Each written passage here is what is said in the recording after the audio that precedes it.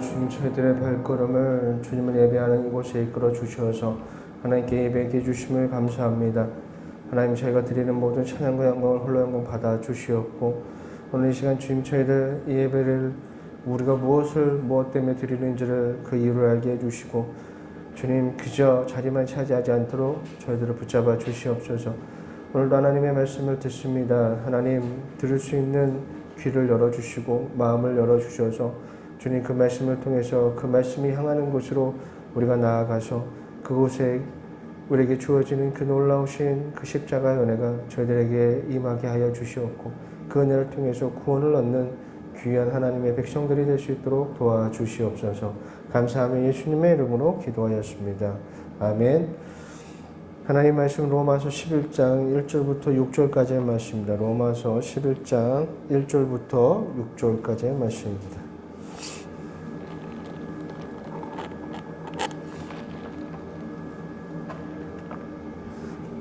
로마서 11장 1절에서 6절까지 말씀 제가 준 성경 신약성경 254페이지에 있습니다. 로마서 11장 1절부터 6절까지의 말씀입니다. 제가 한 절, 여러분이 한 절 서로 말씀을 교독하면서 오늘 말씀을 읽도록 하겠습니다. 그러므로 내가 말하노니 하나님이 자기 백성을 버리셨느니라 그럴 수 없느니라. 나도 이스라엘이니요 아브라함의 씨에서 난 자요 베냐민 지파라. 하나님이 그 미리 아신 자기 백성을 버리지 아니하셨나니 너희가 성경에 엘리야를 가리켜 말하고서 알지 못하시나 그가 이스라엘 하나님께 고하되 주여 그들이 주의 선지자들을 죽였으며 주의 제단들을 다 헐어버렸고 나만 남았는데 내 목숨도 찼나이까 하니 그들에게 하신 말들 대답이 무엇이냐 내가 너를 위하여 바알에게 금을 꿇지 아니한 사람 중 1000명을 남겨두었다 하셨으니 그런즉 이와 같이 지금도 은혜로 택하심을 따라 남은 자가 있느니라. 만일 은혜로 된 것이면 행위로 말미암은 자인 것이 그렇지 않으면 은혜가 되심 않으니라. 아멘. 말씀을 잠시 묵상하는 시간을 갖도록 하겠습니다.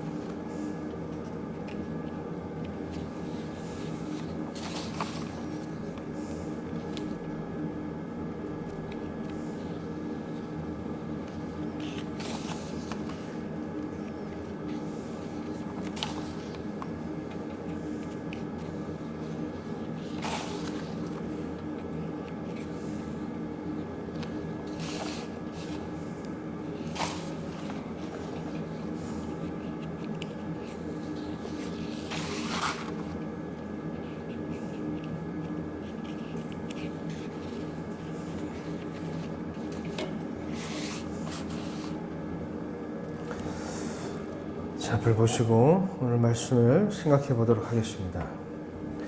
교회를 다니다 보면 여러분이 교회 생활하면서 가장 많이 들었던 단어가 있다면 어떤 단어일까요?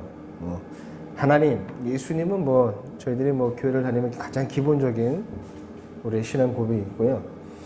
하나님과 예수님 말고 우리가 신앙생활하면서 교회를 이제 생활을 하면서 가장 많이 듣게 되는 단어가 있다면 아마 은혜라는 단어일 겁니다. 그리고 은혜와 관련된 말들을 참 많이 듣게 될 것이고 아마 들었을 것입니다. 모든 것이 하나님의 은혜입니다.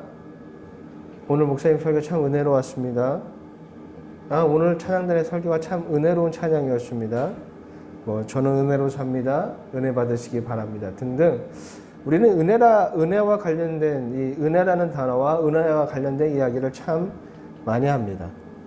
그럴 수밖에 없는 게 기독교에서 은혜를 빼놓고서는 이야기할 수 있는 게 별로 없기 때문이에요. 하나님의 은혜가 아닌 것은 없습니다. 모든 것이 하나님의 은혜이고 그 중에서 가장 큰 은혜는 아마 구원일 겁니다. 구원이 하나님의 가장 큰 은혜이죠. 우리는 하나님의 은혜로 예수님을 알게 되었고 예수님을 믿게 되고 구원을 받았고 구원을 받을 수가 있습니다. 하나님의 은혜가 아니고서는 저와 여러분이 구원을 받을 방법은 전혀 없습니다. 아들을 이 땅에 보내주시고 그 아들의 죽음을 통해서 우리의 모든 죄를 용서하여 주시고 그를 믿는 모든 자를 구원에 이르도록 하신 이것이 바로 하나님의 놀라우신 은혜인 것입니다. 하나님의 구원의 이 사역에 이 놀라운 은혜에는 우리의 공로는 없습니다. 오직 하나님의 사랑으로 전적인 하나님의 은혜로 저와 여러분이 구원을 얻게 되는 것입니다. 하나님의 은혜 없이는 제가 그리고 여러분이 구원을 얻을 수도 없고 얻을 방법도 없습니다. 그럼 여기서 여러분 우리가 이것을 한번 생각해 봐야겠죠. 이 기독교의 핵심인 이 은혜가 도대체 무엇인가? 참 우리가 입버릇처럼 은혜에 관한 얘기를 참 많이 하는데 과연 이 은혜라는 것이 무엇인가? 이것을 우리가 한번 생각해 볼 필요가 있습니다. 여러분 교회를 다니다 보면 사람들이 은혜와 관련된 이야기를 많이 한다라고 제가 서두에 말씀을 드렸죠. 이렇게 사람들이 얘기를 해요.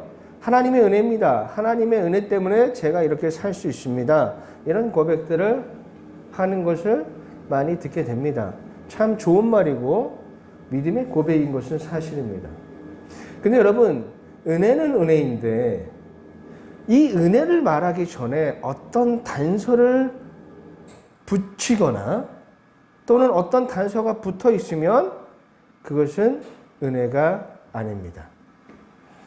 예를 들어서 제가 이렇게 했더니 제가 몇 시간을 기도하고 작정 기도했더니 제가 간절히 기도했더니 제가 금식을 하며 기도했더니 제가 이렇게 결단을 하고 희생을 하고 헌신했더니 제가 하나님 앞에 신앙적인 모습 남들이 하지 않는 그런 신앙적인 모습들을 내가 보였더니 이렇게 등등 어떤 단서를 달고 이야기하면 그것은 은혜가 아닙니다.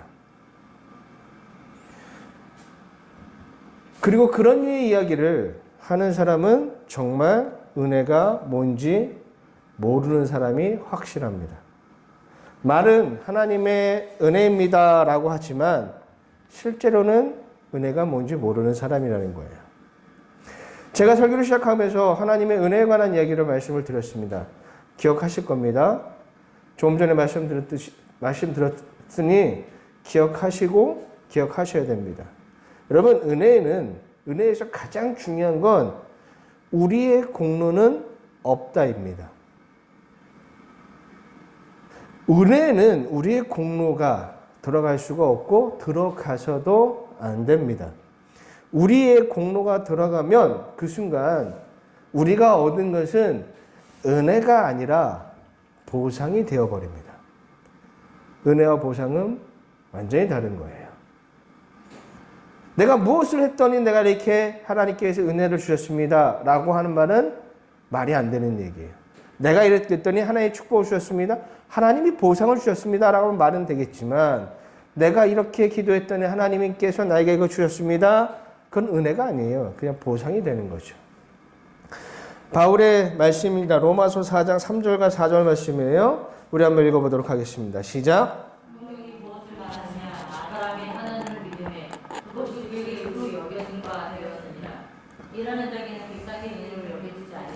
보수로 여겨지느니와. 아멘. 내 공로를 통해서 어떤 결과를 만들어내거나 우리가 얻었다면 그 결과는 결코 은혜가 될 수 없음을 기억하셔야 돼요. 쉽게 생각해서 여러분이 회사에서 열심히 일하고 월급을 받잖아요.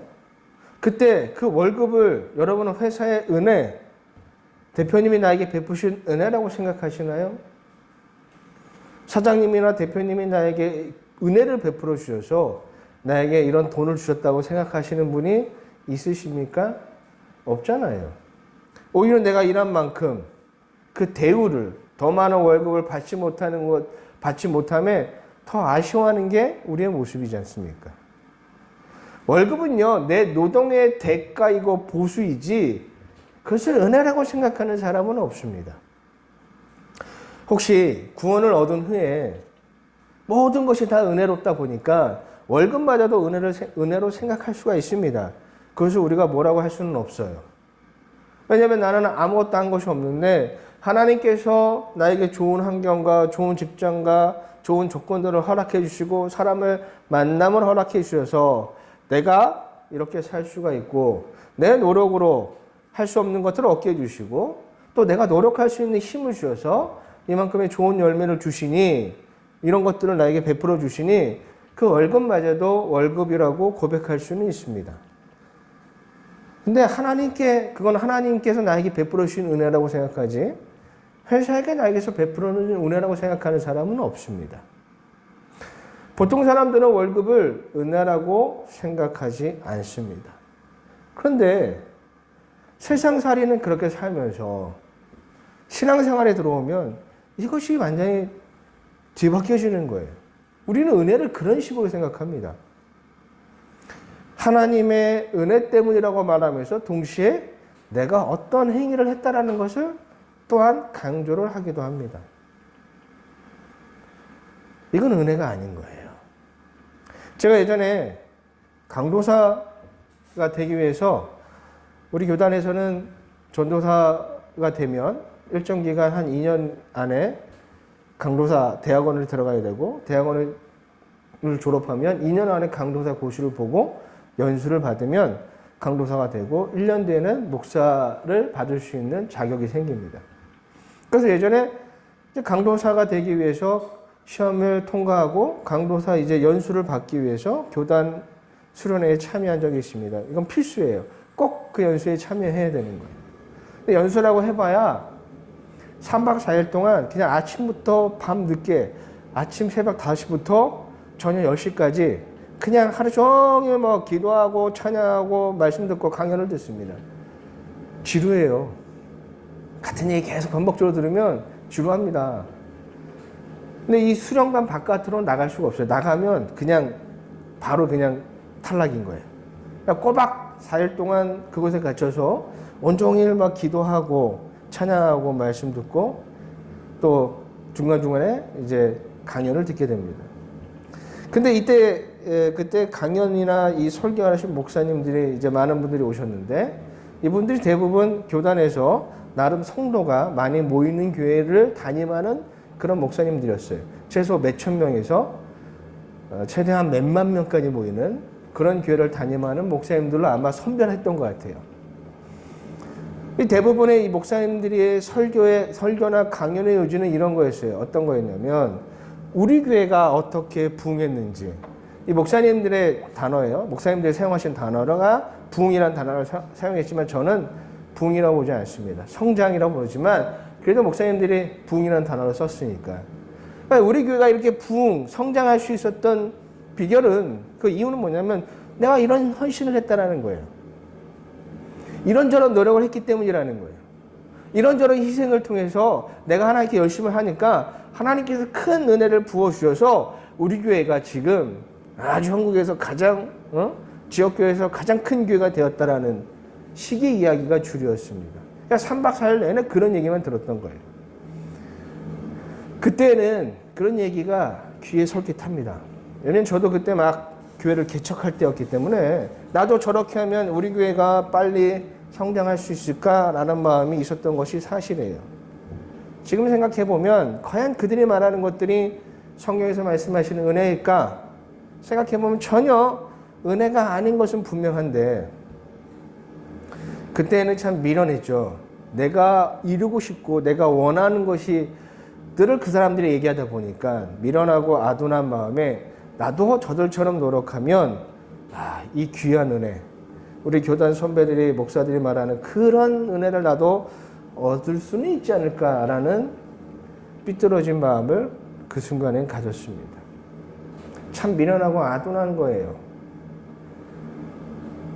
제가 생각할 때 교회 성장에 관하여서 가장 성경적인 대답을 하신 분이 계신데 저는 그분이 누구냐면 주네임교회를 담임하고 계시는 김남국 목사님이십니다. 저는 이분에 대한 평가를 하고자 하는 게 아니에요. 제가 평가할 수 없고 그분에 대해서 잘 알지도 못해요.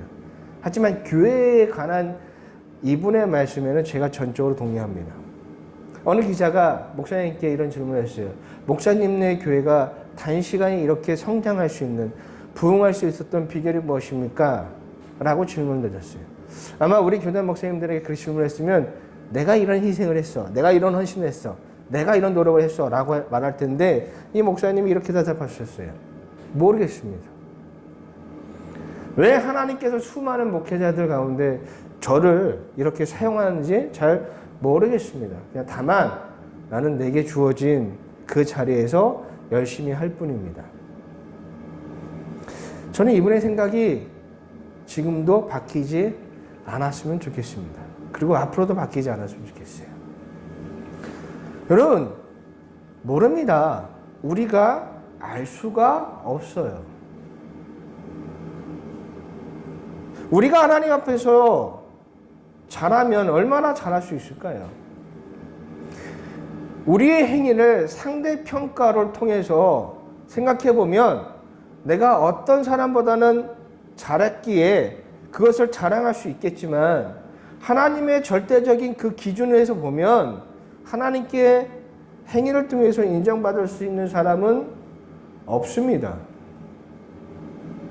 여러분, 왜 내 조건이 금그릇인지, 저 사람이 왜 은그릇인지 그 이유를 알 수 있는 사람은 아무도 없어요. 우리 인생에 대해서 바울이 이렇게 표현했습니다. 디모데후서 2장 20절 말씀에 우리 한번 읽어보도록 하겠습니다. 시작. 빈집에는 누구를 누구를 줄 건 아니라 나머지 것과 즐거울 수 있어서 귀하게 쓰는 것도 있고 선하게 쓰는 것도 있나니. 아멘. 인생이 이거예요. 누구는 금그릇으로, 누구는 은그릇으로, 누구는 나무 그릇으로, 질그릇으로 사용된대요. 누가? 그러면 왜 저 사람은 금그릇으로 사용이 되고 왜 나는 질그릇으로 사용이 되는지 그 이유 알 수 없어요. 또한 달란트 비유의 말씀도 한번 생각해 보면 같은 것입니다. 같은 이치예요. 어느 날 주인이 자기가 이제 어느 타국을 떠나면서 자기 종들에게 달란트를 맡겼는데, 누구에게는 5달란트를, 누구에게는 2달란트를, 누구에게는 한 달란트를 주었어요. 우리가 생각할 때 왜 주인은 종들에게 같은 달란트를 주지 않고 차별을 두었을까?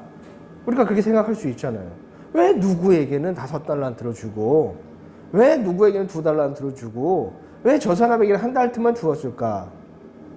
여러분, 우리가 거기에 집중을 하면 우리는 달란트 비유의 말씀을 올바르게 해석하고 깨달을 수가 없습니다. 달란트의 비유의 핵심은 차별이 아니라 충성이에요. 예수님은 충성에 관한 말씀을 하시기 위해서 달란트의 비유를 말씀하고 계신 거예요. 그래서 같은 말씀, 비유의 말씀인 누가복음의 병행 구절을 보면 종들이 받은 돈의 크기가 차별이 없어요. 똑같습니다. 모든 종이 다 똑같이 한 문화를 받습니다. 차별이 없는 거예요. 그런데 아쉽게도 우리의 관심은 다른 방향으로 향하고 있다는 거예요. 달란트 비유를 바라보면서 많은 이들의 관심이 그들에게 자신에게 주어진 그 조건에 얼마나 충성했는지를 바라보는 것이 아니라, 왜 누구에는 5달란트를 주고 누구에는 2달란트를 주고 누구에는 1달란트를 주었을까? 그 이유가 무엇일까? 거기에 관심을 두고 있다는 거예요. 그러면서 성경에도 없는 이 차별과 높고 낮음의 이유를 막 상상을 해서 만들어냅니다. 그래, 그만한 이유가 있을 거야. 그 주인이 그렇게 차별을 둔 이유가 있겠지.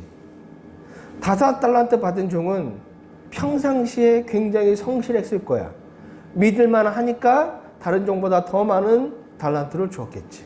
그러니 우리도 열심히 충성하고 봉사하고 순종하면 5달란트를 받을 수 있는 사람이 될 수 있다라고 사람들이 생각을 하고 또한 이야기를 합니다. 여기에는요, 이런 생각을 하게 되는 원인은 뭐예요? 우리는 여전히 많이 가져야 그것이 더 큰 축복이라고 생각하기 때문이에요. 근데 정말 그것이 축복이고 은혜일까? 아니면 하나님의 말씀, 하나님의 이름을 빙자한 나의 욕망을 투사한 것은 아닐까를 저와 여러분이 깊이 생각해 보셔야 돼요. 여러분 달란트의 비유의 말씀을 읽어보시면 말씀의 의미가 무엇인지를 금세 우리가 알 수 있어요. 깊이 생각해 보지 않아도 돼요. 말씀의 핵심을 보면 5달란트를 받은 자나 2달란트 받은 자에게 내린 주인의 평가가 똑같습니다. 자, 마태복음 25장 23절 말씀이에요. 그 주인이 이르되 잘하였도다 착하고 충성된 종아 내가 적은 일에 충성하였음에 내가 많은 것을 내게 맡기리니 내 주인의 즐거움에 참여할지다 하고. 아멘. 이것은요 2달란트 받은 자에게 주인이 내린 평가인데 여러분 21절을 보시면 이 5달란트 받은 자에게 평가를 하는데 똑같습니다. 토시 하나 틀리지 않고 똑같아요. 여러분 생각해 보세요. 어차피 5달란트를 더 벌어오든 2달란트를 더 벌어오든 그 몫은 누구 거예요? 주인의 것입니다. 예수님의 달란트 비유 말씀 어디에도 바울의 그릇 비유의 말씀 어디에도 차별이 없고 높낮임이 없는데 그런데 우리의 욕망은 엉뚱한 상상으로 이어지고 있어요. 왜 나에게는 5달란트를 주지 않았을까? 왜 나의 환경은 금그릇으로 만들어주지 않았을까? 하나님 너무나 불공평해요. 공평하지 못한 하나님. 그러면서 내가 5달란트의 주인이 되지 못한 것에 대한 불평을 사람들이 이야기합니다. 아마 한 번쯤은 여러분 다 그런 불평 원망을 해보셨을 거예요. 저도 한때 그랬거든요. 왜 나에게는 그런 은혜를 주시지 않을까? 제가 얼마나 하나님께 열심히 노력하고 순종하고 헌신했는데 왜 교회는 언제나 어려울까? 사람들이 대부분 그런 불만을 가진다는 거예요. 하나님의 은혜에 대한 무지 그리고 하나님의 축복을 내 욕망의 도구로 삼으려고 한 구원을 모르는 자들의 원망일 뿐입니다. 이처럼 많은 사람이 예전에 저와 같은 잘못된 길을 걷고 있는 것이 너무나 안타까워요. 아마 지금도 대부분 그렇게 생각하는 사람이 많을 겁니다. 그러면서 내 처지에 비관하며 나를 질그릇으로 만드신 하나님을 사람들은 원망을 하죠. 자, 이사야서 45장 9절과 10절 말씀이에요. 우리 한번 읽어보도록 하겠습니다. 시작. 조각 중 같은 자가 자기 입을 지으시니가 더불어 만드실때 화에 있을 진저 진에게 토기장에게 너희 무엇을 만드느냐 또는 내가 만든 것이 그는 손이 없다 말할 수 있겠느냐 아버지에게는 무엇이 나가라고 하고 또 어머니에게는 무엇을 나가라고 해서는 그걸 하여서 하고 그는 자가 화에 있을 진저. 아멘. 무슨 말씀인지 알겠어요? 토기장이 얘기하는 거예요. 나를 이딴 식으로 만들었어. 아버지 어머니에게 말하는 거예요. 당신은 나를 왜 이렇게 만들었어? 이렇게 낳았어? 라고 말하는 거나 지금 그 의미예요. 우리 모두는 귀하게 쓰임받는 금그릇을 되기를 원하면서 금그릇에 환경을 주지 않는 하나님을 원망하죠. 하나님이 없는 것 같아. 누구는 이렇게 차별 두시는 하나님이 진짜 존재하긴 해? 그분은 공평하시다면서. 말도 안 돼. 그렇게 원망하고 불평하죠.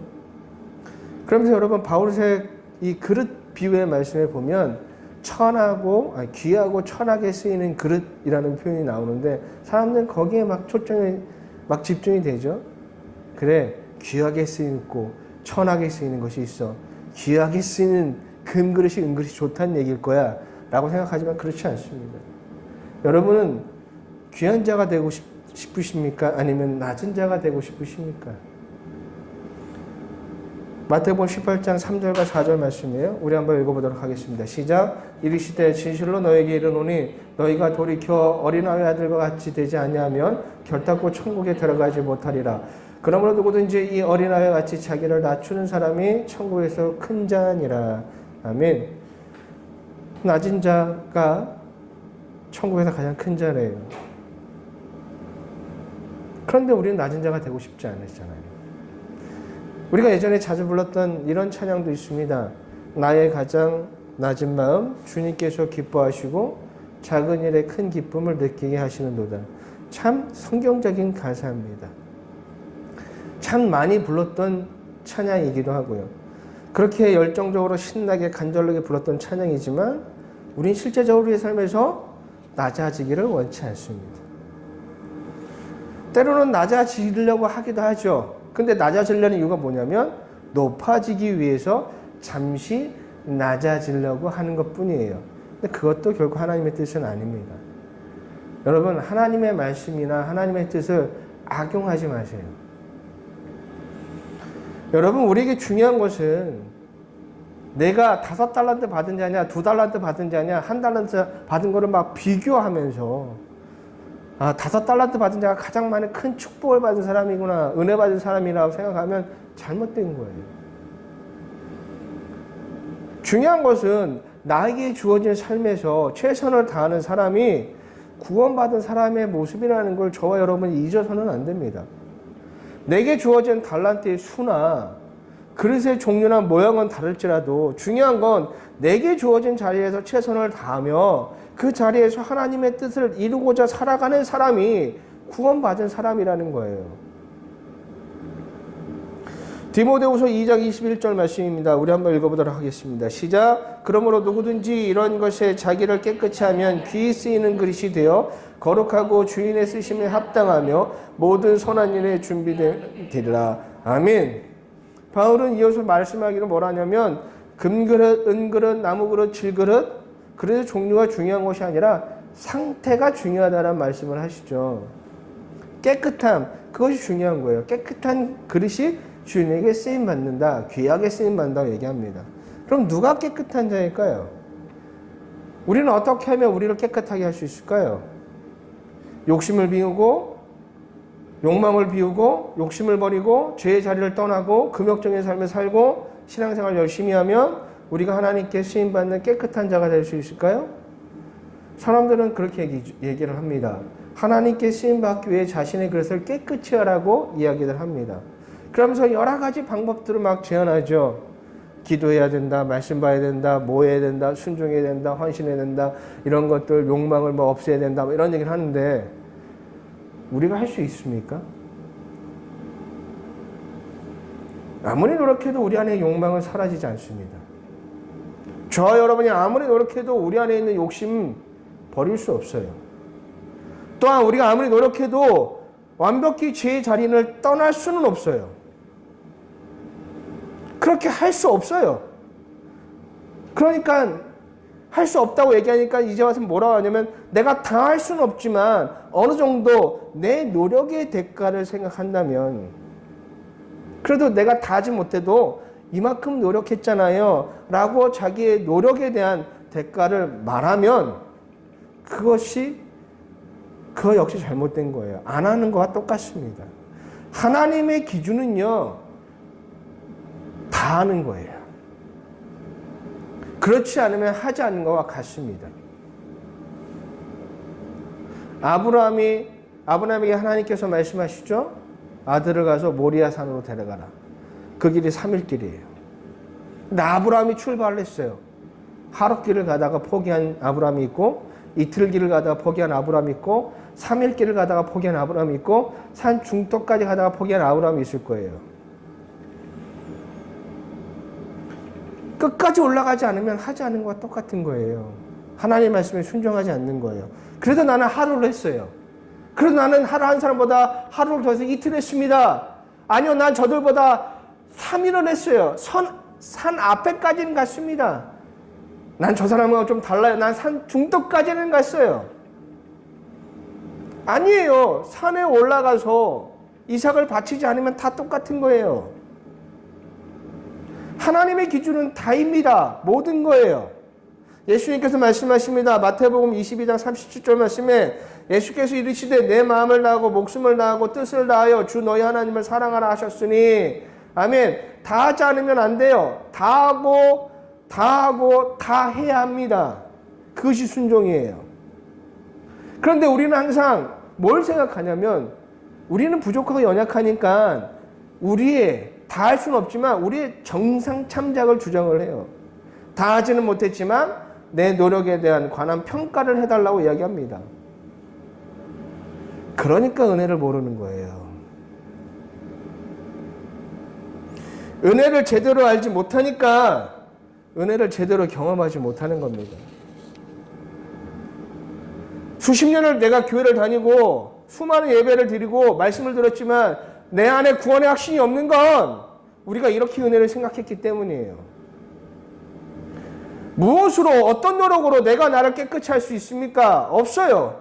아무리 여러분 내가 나를 박박 닦아도 나는 나를 깨끗이 할 수가 없습니다.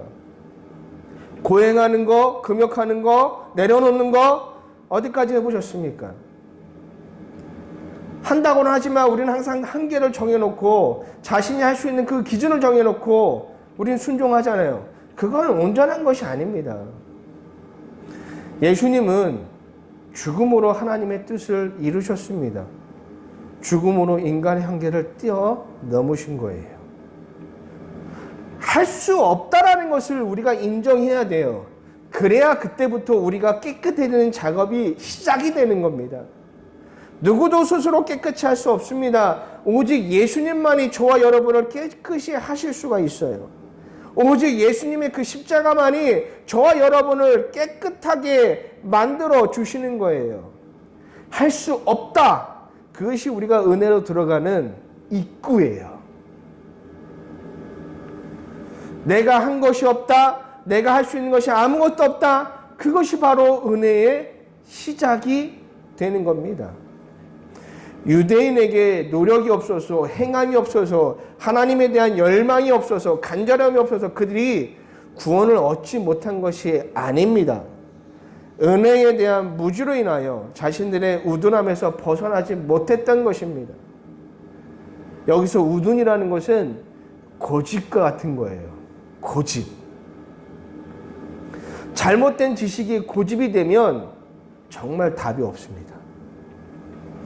잘못된 지식에 확신을 가지면 정말 고치기가 어렵습니다. 유대인, 율법을 향한 유대인의 이 우둔, 고집은 은혜에 관한 잘못된 생각에서 비롯된 거예요. 하나님께서 자신들에게만 율법을 주셨으니 하나님이 자신들을 특별히 사랑한다는 그 착각이 고집이 되어서 우리가 하나님 말씀에 조금 순종을 하면 하나님이 우리에게 은혜를 베풀어 주실 거야 라고 잘못된 상상을 하게 되는 거죠. 여러분, 왜 하나님께서 유대인들에게 율법을 주셨을까요? 율법을 주신 이유가 뭐예요? 너희들만 잘 먹고 잘 살라고? 너희들은 좀 부족해도 이 율법을 지키면 내가 너희들에게 은혜를 베풀어 주겠다고? 그래서 율법을 주신 거예요? 그렇지 않잖아요. 그들을 하나님과 세상 사이에서 중재자, 즉 다리를 놓는 제사장의 나라가 되게 하기 위해서 그들에게 율법을 주신 겁니다. 율법의 사명이 거기에 있어요. 율법의 핵심은 뭐죠? 십계명이죠. 십계명을 주시기 전에 하나님은 분명하게 이 십계명을 주시는 이유가 무엇인지를 백성들에게 말씀하십니다. 출애굽기 19장 5절과 6절 말씀이에요. 우리 한번 읽어보도록 하겠습니다. 시작. 세계가 다 내게 속하였나니 너희가 내 말을 잘 듣고 내 언약을 지키면 너희는 모든 민족 중에서 내 소유가 되겠고 너희가 내게 대하여 제사장 나라가 되며 거룩한 백성이 되리라. 너는 이 말을 이스라엘 자손에게 전할지니라. 아멘. 제사장의 나라예요. 하나님과 세상을 중재하여서 율법을 통해서 세상 사람들이 하나님의 말씀을 알고 하나님을 알게 하도록 하는 것이 유대인들에게 율법을 주신 의미인 거예요. 그 이유인 거예요. 목적인 거예요. 하나님의 말씀을 전할, 하나님의 율법을 가르칠 사명이 이스라엘 백성들에게 있었던 거예요. 그럼 왜 그 많은 민족 중에서 이스라엘일까?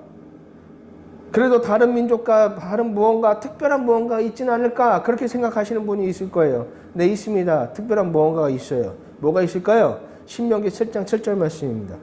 여호와께서 너희를 기뻐하시고 너희를 택하시면 너희가 다른 민족보다 수요가 많기 때문이 아니라 너희는 오히려 모든 민족 중에 가장 적으니라. 가장 적다라는 거예요. 가장 볼품없다라는 거예요. 가장 형편없다라는 거예요. 가장 힘이 없다라는 거예요. 가장 능력이 없는 존재라는 겁니다. 가장 부족하고 가장 약하기 때문이라고 말씀하고 계세요. 그것이 하나님께서 이스라엘을 선택한 유일한 이유입니다.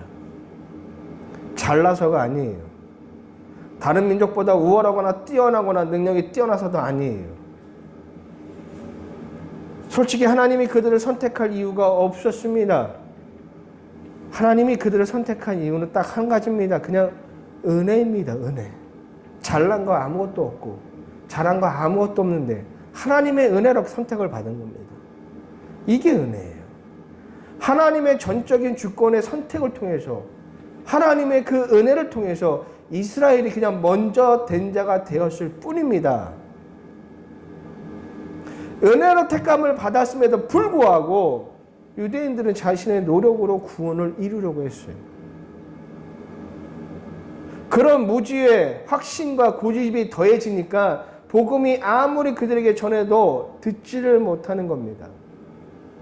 여러분, 우리에게 이 은혜에 대한 이해와 깨달음이 매우 중요한 거예요. 그렇지 않으면 우리 역시 유대인과 같은 그 과오를 우리가 범할 수밖에 없습니다. 그리고 이미 그러한 잘못을 한국교회 많은 성도들이 저지르고 있어요. 나의 노력으로 하나님의 은혜를 이끌어내려고 하는 것은 잘못된 신앙의 모습인데 그것들을 너무나 우리가 지금 다 가지고 있다는 거예요. 계속해서 제가 설교할 때마다 여러분에게 강조하면서 말씀을 드리지만 우리는 받을 은혜를 위해서 신앙의 삶을 살아가는 자들이 아니에요. 우리는 이미 받은 은혜 때문에 귀한 삶을 살아가는 성도라는 것을 잊지 마십시오. 앞으로 받은 은혜 때문에 여러분이 순종하는 것이 아니라 이미 받은 은혜 때문에 순종하는 사람이 되는 거예요.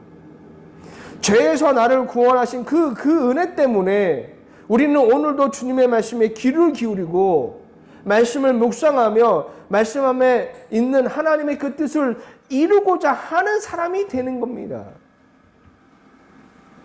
나의 공로는 하나도 없는 그 귀한 은혜가 내게 임하니 내가 하나님의 말씀을 갈망하고 하나님의 뜻을 기뻐하고 하나님과 함께 하고자 하는 귀한 사람이 되는 겁니다. 내게 주어진 달란트가 5달란트이든 2달란트이든 1달란트이든 또는 내가 주어진 환경이 금그릇이든 은그릇이든 나무그릇이든 질그릇이든 주어진 환경과 조건 속에서 하나님을 기뻐하며 바라고 순종하고 싶은 사람이 되는 것이 바로 구원의 은혜인 것입니다. 우리가 세상을 살면서도 좋은 것을 보면 감동하고 감격하잖아요. 주변에 누가 착한 일을 하는 사람들의 모습을 영상으로 보면 가슴이 뭉클해지잖아요. 구원받은 사람은요, 그 은혜를 통해서 주님의 말씀에 그렇게 감격하고 감동하고 가슴이 뭉클해지고 뜨거워지는 사람인 거예요. 그래서 나도 그 말씀에 너무나 순종하고 싶다. 그 마음이 가득한 사람으로 변하는 것이 바로 은혜인 겁니다. 그게 구원의 은혜예요. 이건 우리의 노력으로 되는 것이 아니에요.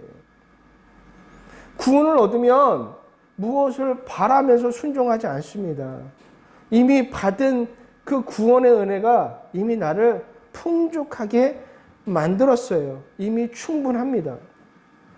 그래서 내가 신앙생활을 하는 이유가 우뚝 서기 위해서가 아니라 세상에서 인정받는 사람이 되기 위해서가 아니라 성공하는 사람이 되기 위해서가 아니라 으뜸이 되는 자리에 앉기 위해서가 아니라 그저 그분과 함께 하나님과 함께하는 사람이 그 삶이 즐겁고 기쁘고 감사하면서 그냥 감격스러운 거예요.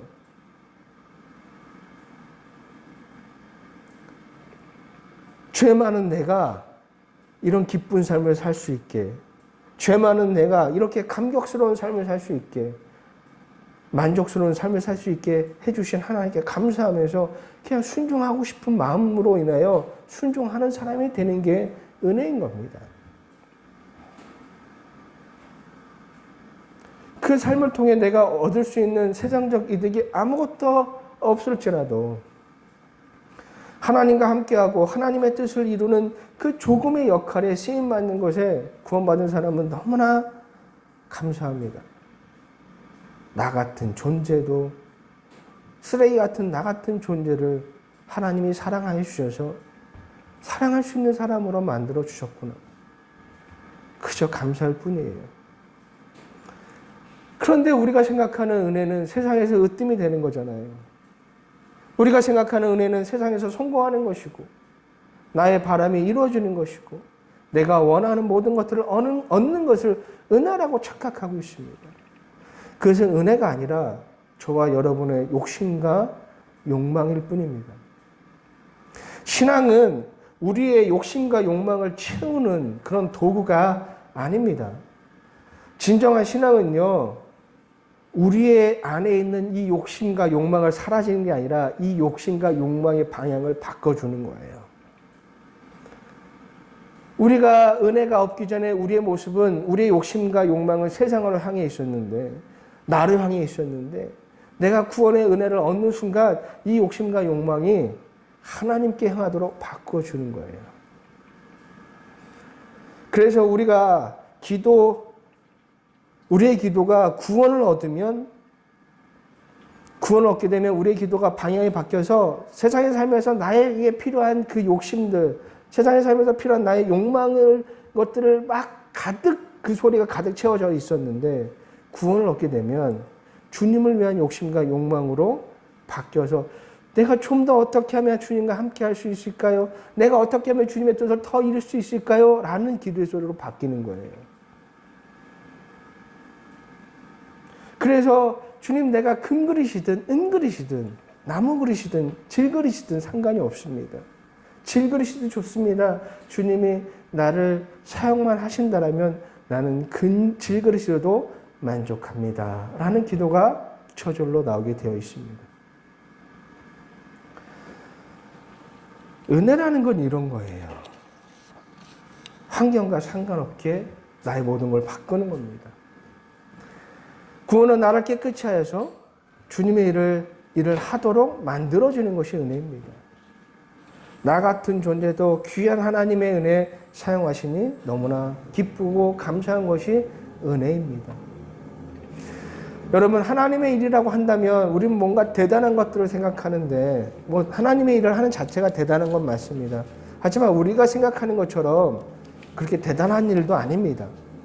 기도할 수 없는 내가 늘 나의 욕심과 욕망으로 가득했던 나의 기도가 바뀌어서 내가 아닌 타인을 위해서 기도하는 것도 하나님의 일인 거예요. 늘 나를 위해서 기도하고 늘 나의 욕심과 나의 바람과 욕망을 위해서 기도했던 내가 그 소리가 바뀌어서 이제는 타인을 바라보면서 이웃을 위해서, 형제를 위해서 기도하고 더 나아가 원수를 위해서도 기도하게 바뀌는 거, 이것도 하나님의 뜻이고 하나님의 일인 거예요. 대단한 일이죠.